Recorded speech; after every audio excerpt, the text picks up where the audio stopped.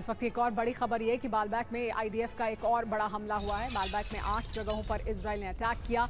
देखिए, ये जानकारी मिल रही है कि किस तरह से बालबैक में आईडीएफ ने एक और बड़ा हमला किया है और 8 जगहों पर इजरायली डिफेंस फोर्स ने ये भीषण हमला किया है। इस बीच लेबनान के बेका में आईडीएफ ने बड़ा हमला किया है। शिमस्टार और बोदाई और हरबाता में अटैक किया गया है। किस तरह से इजरायली डिफेंस फोर्स अपने लेबनान फ्रंट पर एक्टिव है वो दिखाई दे रहा है। 1-2 जगह नहीं, 8 जगहों पर हमला किया गया है, जिसमें शिमस्टार, बोदाई और हरबाता शामिल है, बेलबैक शामिल है। लेबनान में जगह जगह इजरायली डिफेंस फोर्स ने ये बड़े हमले किए हैं। लेकिन अमेरिका की शर्तों को ईरान ने ठुकरा दिया है। परमाणु संयंत्रों को खत्म करना नामुमकिन है, कहा है ईरान ने।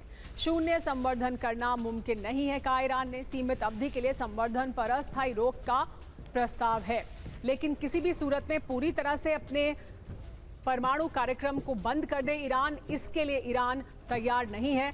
इस शर्त को अमेरिका की ईरान ने ठुकरा दिया है।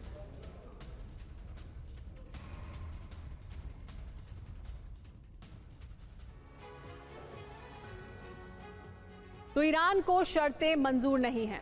अमेरिका क्या हमला करेगा फिर? अमेरिका की शर्तें मानी नहीं जा सकती हैं, कहा ईरान ने। यूरेनियम संवर्धन हमारा संप्रभु अधिकार है। शून्य संवर्धन किसी भी हालत में मुमकिन नहीं है। परमाणु संयंत्रों को नष्ट नहीं कर सकते हैं।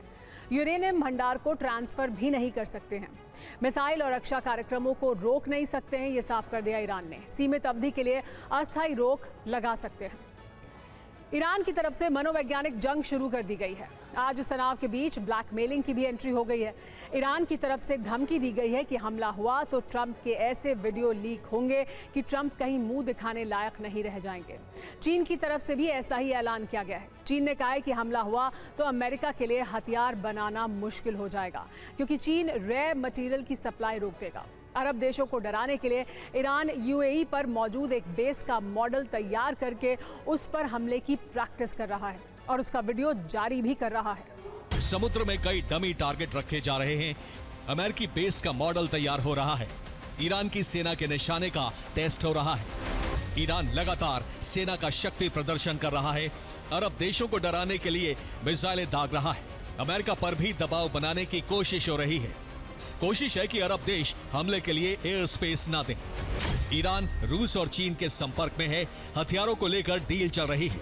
चीन से ईरान को हथियार मिल रहे हैं। रूस भी तकनीक देकर मदद कर रहा है। ईरान को सबसे अधिक डर पड़ोसी देशों से है। अरब देशों में ही अमेरिकी सेना की तैनाती है। ईरान अरब देशों की तरफ मिसाइलें तान चुका है।